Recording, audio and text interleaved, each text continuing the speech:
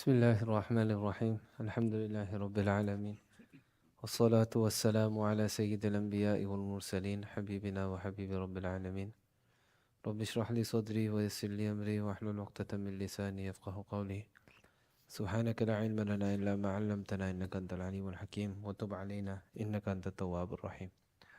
Yesterday we talked about one of the rights of brotherhood is to not publicize the sins of our brothers. Rather, we'll go out of our way to hide their mistakes. The next thing that Imam Sha'rani rahmatullahi alayhi says is وَمِنْ حَقِّ الْأَخِي عَلَى الْأَخِي أَلَّا يُعَيِّرَهُ بِذَنْبٍ وَلَا غَيْرِهِ. And from the rights of brotherhood, the rights that one brother is entitled to from another is that they should refrain from disgracing him. A brother should refrain from disgracing and putting down his brother due to a sin or due to anything else. Sometimes people, they have certain sins that they fall into.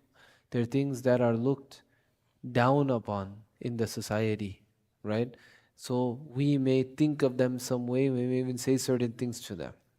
Now, فَإِنَّ الْمُعَايَرَةَ تَقْطَعُ الْوُدَّ أَوْ تُكَدِّرُ صَفَاءَهُ. Why? Because finding faults and pointing out faults and defects in others will cause the bonds of love to break, and it ruins the sanctity and the purity of the relationship.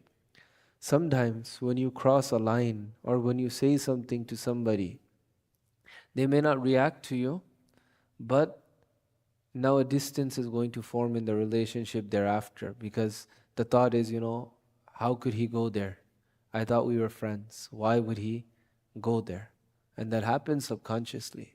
So we should strive to never put ourselves in that circumstance.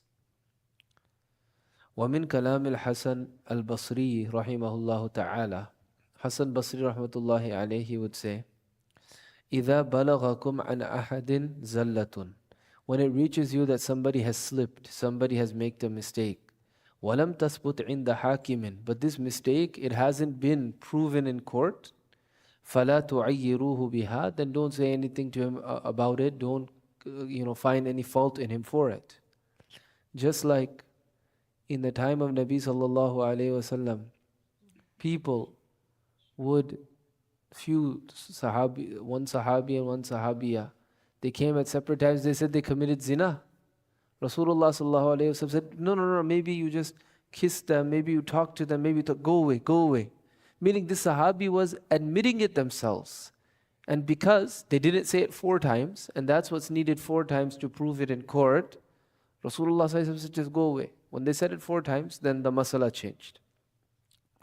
وَكَذَّبُوا مَنْ أَشَاعَهَا عَنْهُ. Not only that, when news reaches you of a slip that your brother has made, and it hasn't been established in court, you should reject those who are spreading it. Say that no, they're making a mistake. This news is incorrect. لا سيما إن كان هو بينكم, especially if it concerns a matter between you and your brother. Somebody, they did something to you, right? So 3 or 4 people, they come to know of it. It's like I dealt with this one time, right? That there was a matter between 2 people. And one of the people, what he did was, he went and he started telling all of the other friend group about it, right? So now, when this mistake of a person has come to light, it's from the rights of brotherhood, especially when it's concerning you. Somebody might have committed a sin against you or in front of you, you hide it from other people. ذَلِكَ لِأَنَّ الْأَصْلَ بَرَاءَةُ السَّاحَةِ. This is because the default state that we should have is assuming a person's innocence. حَتَّى تُقَامَ الْبَيِّنَةُ الْعَادِلَةُ عِنْدَ الْحَاكِمِ, until solid evidence is presented in front of a judge. ثُمَّ بَعْدَ ثُبُوتِ ذَلِكَ عِنْدَهُ, and even after that's established, فَإِيَّاكُمْ أَن تُعَيِّرُوهُ أَيْضًا, be very, very careful of finding fault in him for that thing. فَرُبَّمَا عَافَاهُ اللَّهُ وَابْتَلَاكُمْ, because many a time, or it's possible, or sometimes, رُبَّمَا could have different meanings, that Allah subhanahu wa ta'ala will forgive them while testing you, right? So many times we might see a public figure, they make a mistake or they commit a sin, and in our eyes, they're cancelled, right? But if they made tawbah in front of Allah subhanahu wa ta'ala, then whatever good that they did, that good will inshallah remain. And whatever mistake that they made, Allah subhanahu wa ta'ala will inshallah forgive it. Now this is very scary. This hadith is in Tirmizi. Imam Sha'rani brings this to prove the point that he brought above. وَفِي الْحَدِيثِ مَنْ عَيَّرَ أَخَاهُ بِذَنْبٍ. In the hadith, that whoever finds fault or humiliates his brother due to a sin that he commits, لَمْ يَمُتْ حَتَّى يَعْمَلَ ذَلِكَ الذَّنْبِ. That person won't die until he commits the same sin. So me or you, Allah forbid, we humiliate, we make fun of somebody else for committing a sin. Rasulullah sallallahu alaihi wasallam said that we won't die until we commit that sin. So that should be enough reason for us to be quiet. Usually, why will we make fun of somebody for a sin? Why will you criticize someone for a sin? Because you find that thing to be repulsive. But you looking down at them and you humiliating them for it, that's inviting that thing that you find to be repulsive, it's inviting it on yourself. Why would you want that? وَمِن كَلَامِ سَيِّدِي عَلِي وَفَا. Ali Wafa, he said, لَا تَعِبْ أَخَاكَ بِمَا أَصَابَهُ مِن مَصَابِئِ دُنْيَاكَ. Do not find fault in your brother for that which afflicts him from the trials of this world. فَإِنَّهُ فِي ذَلِكَ. Because in that, إِمَّا مَظْلُومٌ. Either he is wrongly accused, سَيَنْصُرُهُ اللَّهُ. And soon Allah subhanahu wa ta'ala will come to his defense. Allah will defend him and help him. أو مذنب عوقب. Or he is a sinner, he has made a mistake and he's been punished. فَطَهَّرَهُ اللَّهُ. And Allah subhanahu wa ta'ala has purified him. وَمِنَ الرُّعُونَةِ أَن تَفْتَخِرَ بِمَا لَا تَأْمَنُ سَلْبَهُ. And it is foolishness that you have pride in that thing in which you are not secure from it being taken away from you. Meaning, I have this or that, you have this or that. It's foolish to be prideful over it when that can be taken away from you. So like, I could just give the example for imams, right? The whole Ramadan, most imams are worried, what's going to happen? Like, am I going to be healthy the whole Ramadan? Is anything going to happen to my voice? Right? Is anything going to happen to my throat? Only once or twice a year, imams, they tend to lose their voice. Other people probably lose their voice as well, but it's not as noticeable, right? So look, what sense does it make to be proud over I can recite like this or I can recite like that? Allah subhanahu wa ta'ala could take our voice away at any time.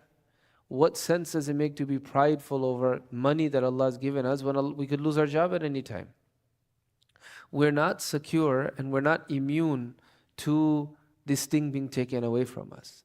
So it's foolish to be prideful and arrogant over something who we are not guaranteed that it will not be taken away from us.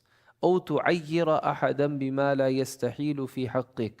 Or to look down on someone for something that is not an impossible, a logical impossibility for us. Meaning, XYZ is committing a sin. Is it possible that you or I will commit it? Yes, it is, because we're not a Nabi and we're not an angel. Inshallah we won't, but it's possible that we will. It's within the realms of possibility. For a Nabi and for an angel, it's not. Nobody here is a Nabi, nobody here is an angel, right? So all we have is humans and jinns here. So it's possible that we'll commit a sin, right? So we can't look down on anybody else because وَأَنْتَ تَعْلَمُ أَنَّ مَا جَازَ عَلَى مِثْلِكَ جَازَ عَلَيْكَ. You should be aware that what's possible for someone else is equally possible for you. Something that's possible for someone else to do is possible that we should do it. So we have to be very careful about our thoughts, If we keep our thoughts clear, if we don't consider ourselves superior to anyone, that's a huge protection from us. And he goes on and he says, similar here, وَمِنْ حَقِّ الْأَخِي عَلَى الْأَخِي أَلَّا يَنْظُرَ لَهُ بِعَيْنِ الْإِحْتِقَارِ. And from the rights of brotherhood is that we do not look down on anybody. We do not consider anyone to be insignificant. فَقَدْ قَالَ الْمَشَايِخ. Because the scholars The shuyukh, they have said, Man nadhara ila akhihi bi'ayn ihtiqarin. Whoever looks at his brother with the eyes of despising, looking at somebody, just despising them, considering them to be lowly. عُوقِبَ بِالذُّلِّ وَالْخِزْيِ. This person will be punished with disgrace and humiliation. Disgrace and humiliation. Meaning, if I look at somebody or you look at somebody and you consider them to be lowly, the punishment is that somebody else will consider us to be lowly. And it might be on a bigger scale because that person didn't ask for it. And by us looking at them like this and that, we're inviting it. Now, how do we know if we're looking at somebody lowly or not? Because a lot of times a passing thought comes in your mind. There's a difference between considering someone to be like this or that, or a passing thought coming through your mind. Because those passing thoughts, they could be whispers of shaitan. Even in Ramadan, the CEO is gone.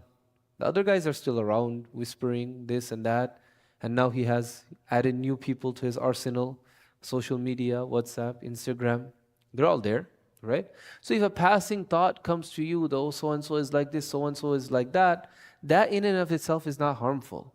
If you begin to go over it and ponder about it again and again and again and again, that's when it becomes an active thought of yours. Look, the way that these thoughts that come to us, it's like driving a car. When you're driving a car, you will see so many different things on the side of the road, so many billboards, so many people, animals, different things that you have no control of when they appear, how they appear. Right? Let's say that there's something bad on a billboard. Will you be sinful for seeing it by accident? Will you? There's somebody naked running on the road. If they happen to run in front of your eye, your line of vision, will you be sinful for seeing that? You won't be. Right? Nothing will happen. It won't affect you. You'll just keep going. The only time that a problem will occur is if you stop your car in the middle of the road. What's going to happen then? And you start to stare. A crash is going to happen, right? That's the problem. Otherwise, these passing thoughts here and there, no problem. When we stop and we ponder on them and we consider them and we begin repeating them and we give voice to them and we tell other people that is when we're looking at others with ihtiqar. And to prove this, he brings a hadith at the end. And this is something called the mafhum mukhalaf. Hanafis don't do this, but Shafi'is, they do this. That if a hadith or an ayah of Quran, if it proves one thing, we say the opposite also holds true as well, right? I think it's counterfactual, maybe what is called in logic. وفي الحديث من نظر إلى أخيه نظرة ود غفر الله له. In the hadith it says whoever, this is narrated by Imam Tabarani, whoever looks at his brother with the gaze of love, Allah will forgive him. So then what would the other side of the coin be? It would be if you look at somebody with disgrace and humiliation, if you look down on somebody, Allah will humiliate. So may Allah subhanahu wa ta'ala allow us to look at everybody with love and realize what our reality is, because no matter what somebody else is involved in, it's Allah's fazl and karam and bounty upon us that He has saved us from that. And it's very possible that we may be tested with that one day. So it doesn't behoove us to look down on anyone. Rather, we should look at everybody positively, and those who we consider to be in dire straits or in difficulty, whether with sin, whether with finances, we should make dua for them. That's also a right that a Muslim brother has on us, that we make dua for them, and if we can assist them, we assist them as well. وآخر دعوانا الحمد لله رب العالمين.